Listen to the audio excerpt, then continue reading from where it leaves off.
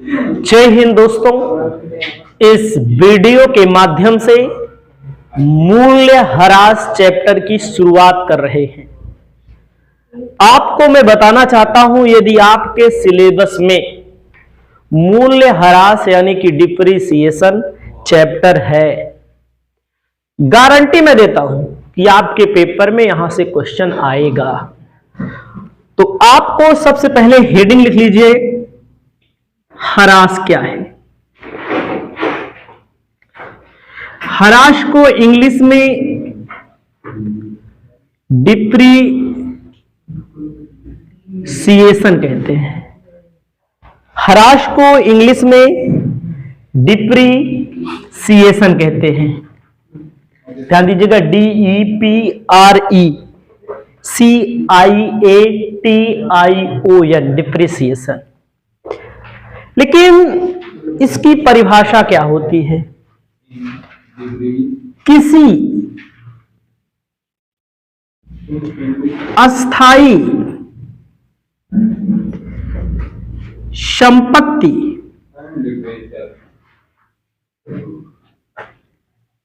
के मूल्य में होने वाली शनय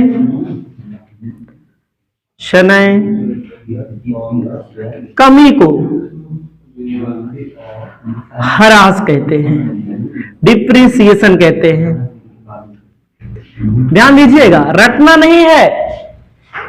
किसी संपत्ति के मूल्य में, कोई भी संपत्ति हो, अस्थाई संपत्ति, ठीक है, या कोई भी संपत्ति हो, किसी भी कारण से उसके मूल्य में जो कमी आ जाती है धीरे धीरे प्रयोग करने के कारण, उसे ह्रास कहते हैं।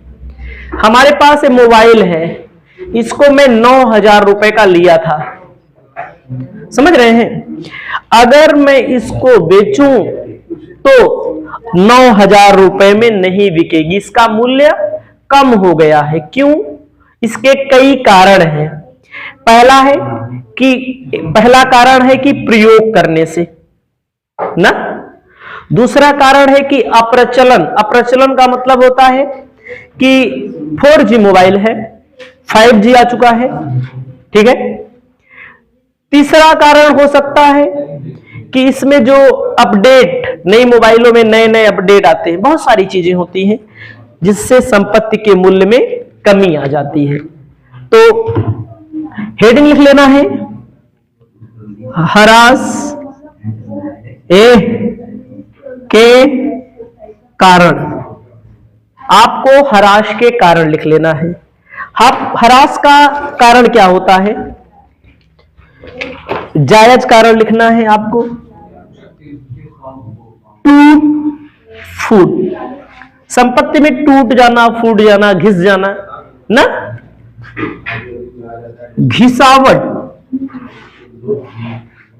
घिसावट आ जाती है संपत्ति में, ठीक है। अप्रचलन मतलब कि उसको लोग प्रचलन से बाहर हो जाती है ना। अपडेट, आज के जमाना में क्या बोलेंगे, अपडेट। नई नई मोबाइलें, नए नया टॉपिक, नई नई मशीनें अपडेट होती रहती हैं, ठीक है। नए आविष्कार।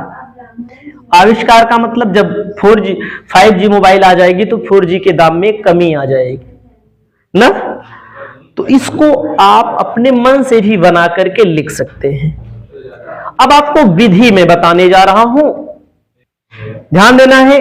ह्रास की विधि होती है। विधि में पहली विधि होती है अस्थाई प्रभाग पद्धति, जिसे बोला जाता है सरल रेखा पद्धति। ध्यान दीजिएगा, सरल रेखा पद्धति, ठीक है। सरल रेखा पद्धति, सरल रेखा पद्धति भी बोलते हैं या सीधी रेखा पद्धति, स्ट्रेट लाइन मेथड या फिक्स इंस्टॉलमेंट मेथड। फिर यार instalment method, straight line method बोलते हैं इसको भैया। ठीक है, इसका मतलब हो गया इसमें ह्रास की दर प्रतिवर्ष समान रहती है। समान का मतलब फिक्स रहता है कि जो एक बार लगेगा वही बार बार लगेगा। संपत्ति का मूल्य शून्य हो जाता है।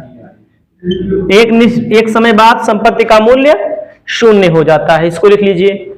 एक सवाल बताते हैं अपने, आपको सूत्र लिखना है, ह्रास का सूत्र, डिप्रिसिएशन का सूत्र, संपत्ति की लागत माइनस अवशिष्ट मूल्य, उसके बाद जीवन काल। जीवन काल का मतलब कै साल कंपनी चलेगी, कै साल क्या होगा, कै साल संपत्ति चलेगी। हमारे पास प्रश्न है डॉक्टर एस के सिंह की बुक का। हम एक प्रश्न लिख करके हम आपको बताने जा रहे हैं। आपके सामने डॉक्टर एस के सिंह की बुक का क्वेश्चन नंबर फर्स्ट बताने जा रहे हैं। कहता है एक संपत्ति 10 लाख रुपए में क्रय की। सरल रेखा पद्धति, सीधी रेखा पद्धति, अस्थाई प्रभाग पद्धति, सब एक ही पद्धति है। ठीक है, कहता है कि ह्रास लगाना है सरल रेखा पद्धति से। जीवन काल 10 साल, संपत्ति कै साल चलेगी, 10 साल चलेगी। अवशिष्ट मूल्य 10,000 रुपया, 3 वर्षों का संपत्ति खाता बनाइए। सरल रेखा पद्धति, सीधी रेखा पद्धति का मतलब जो ह्रास एक बार लगा वही बार बार लगेगा जब तक संपत्ति का मूल्य शून्य हो जाता है इसमें। तो ह्रास का सूत्र लगा दीजिए। इंग्लिश में लिख सकते हैं डिप्रिसिएशन। संपत्ति की लागत कितनी है, 10 लाख, माइनस अभी सूत्र लिखा था ना, अवशिष्ट मूल्य कितना है, मतलब जब कबाड़ में भी चीज बिकेगी तब 10,000 की बिकेगी। कै साल चलेगी, 10 साल। क्या हो जाएगा भैया, 9,90,000 भागे 10, 10 से भाग दे दो तो एक साल का ह्रास कितना आएगा, 99,000 रुपया।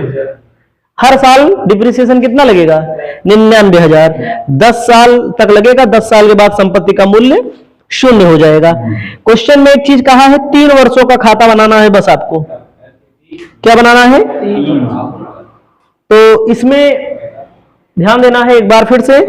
संपत्ति का मूल्य मैंने गलत लिखा है, संपत्ति का मूल्य 1,10,000 दिया है, कोई दिक्कत नहीं है, 1,10,000 दिया है, बात वही होगी। तो यहां लिख दो कितना, 1,10,000, 10,000 माइनस कर दोगे तो कितना बचेगा, 1,10,000 से भाग दे दो, कितना हो जाएगा, 10,000। ध्यान दीजिएगा, संपत्ति का मूल्य में क्वेश्चन ध्यान से नहीं देखा, 10 लाख लिख दिया था, कोई दिक्कत नहीं उससे। इधर देखो 1,10,000 है, अवशिष्ट मूल्य 10,000, उससे कोई मतलब नहीं है, उसमें कोई वो नहीं हो गया। अब आपको मैं एक बात बता दूं, लेजर खाता बनाने के लिए कहा है 3 सालों का। खाता हमें बनाना आता है, लेकिन सबसे पहले आपको जर्नल एंट्री आनी चाहिए।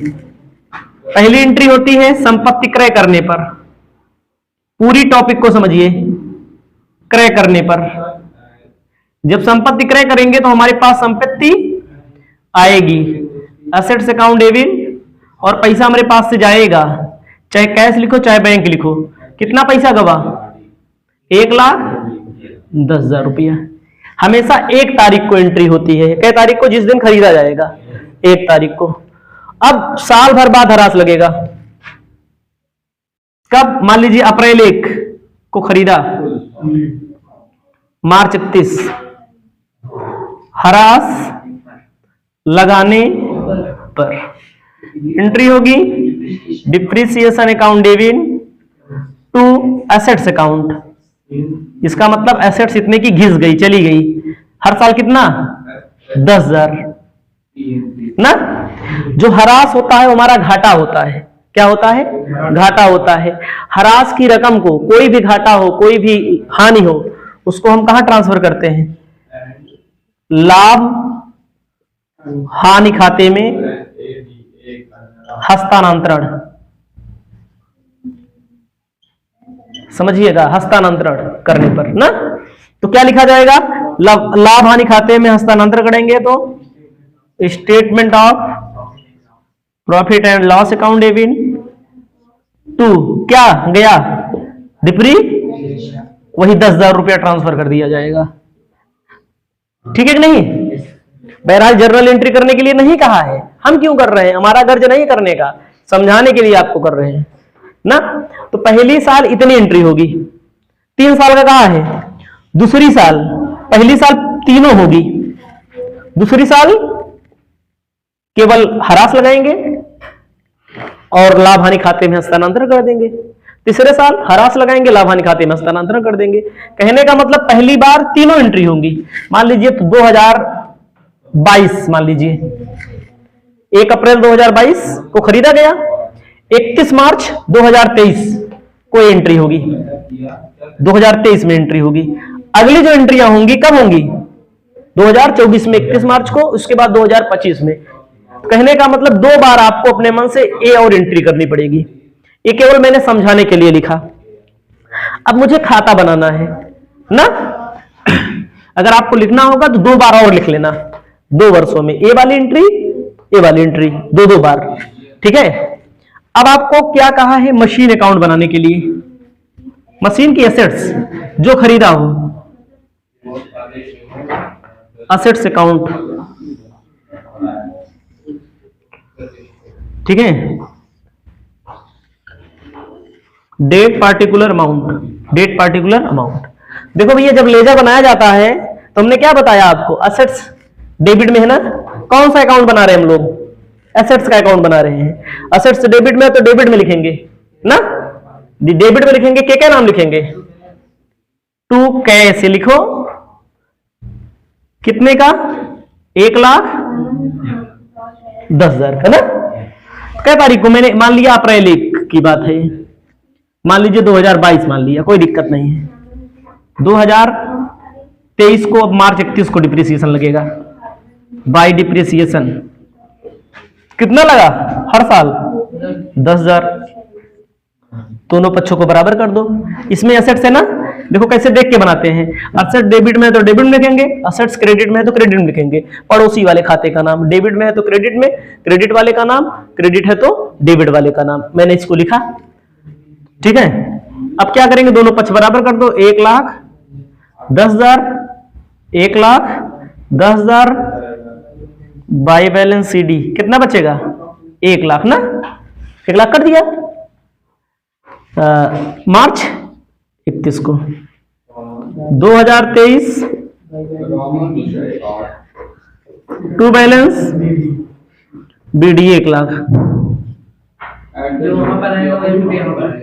2024 मार्च 31 बाय डिप्रिसिएशन। अब अगले साल फिर कितना लगेगा? 10,000 लगेगा। कितना हो गया? 1,00,000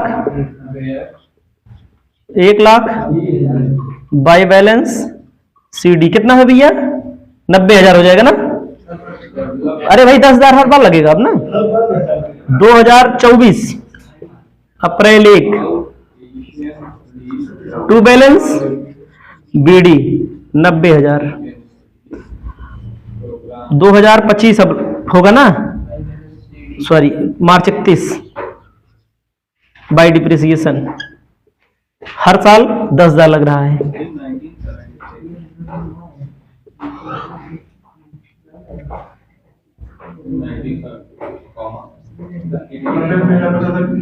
बाय बैलेंस सीडी 80,000 ना। देखो 80,000 उत्तर भी दिया होना चाहिए। 3 साल का बनाने के लिए कहा है।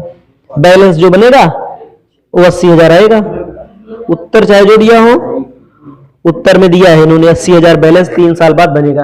कहने का मतलब जब संपत्ति खरीदेंगे तो चाहे टू कैश लिखिए चाहे टू बैंक लिखिए। जब संपत्ति खरीदेंगे तो ह्रास लगेगा बाय डिप्रिसिएशन, दोनों पक्ष बराबर करेंगे तो सीडी आएगा कितना 1 लाख, फिर 1 लाख ब्रॉड डाउन हो जाएगा, फिर अगले साल 10,000, दोनों पक्ष बराबर करेंगे तो 90,000 ना, फिर अगले साल 10,000, 3 साल का है 3 साल का बना दो, बाय बैलेंस सीडी 80,000, उत्तर आ गया। इसको लिख लो अपनी कॉपी में।